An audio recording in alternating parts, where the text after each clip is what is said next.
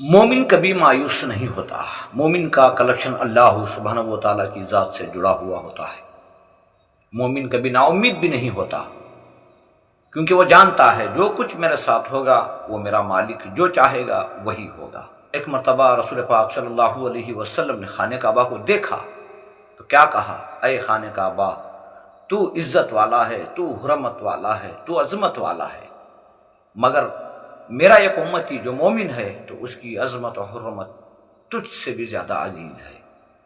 اللہ سبحانہ و تعالیٰ مومنوں سے بڑی محبت کرتا ہے۔ خانہ کعبہ کو ڈھانے کے ارادے سے ایک مرتبہ ابرہہ نے ایک بڑا لشکر لے کر آیا ہوا تھا کہ خانہ کعبہ کو ڈھا دیا جائے، لیکن اللہ سبحانہ و تعالیٰ نے اس کی حفاظت کی۔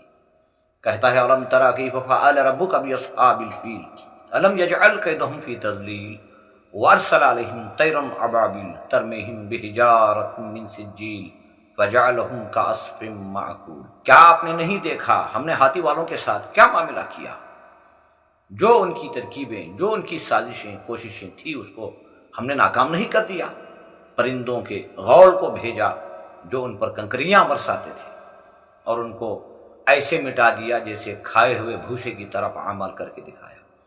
تو اللہ سبحانہ و تعالیٰ جب کعبۃ اللہ کی حفاظت کرتے ہیں تو کیا ایک مومن کی حفاظت نہیں کریں گے؟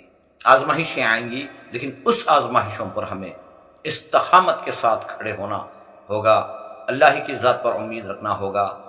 آزمائشوں کے وقت میں اگر ہم نے اللہ کا ساتھ چھوڑ دیا، غلط راہ اختیار کر لی، تو اس پر اللہ کی کوئی مدد نہیں آئے گی۔ امید اسی وقت پوری ہوتی ہے جبکہ ہم نے مالک کو ویسے ماننا ہے جیسے ماننے کہا۔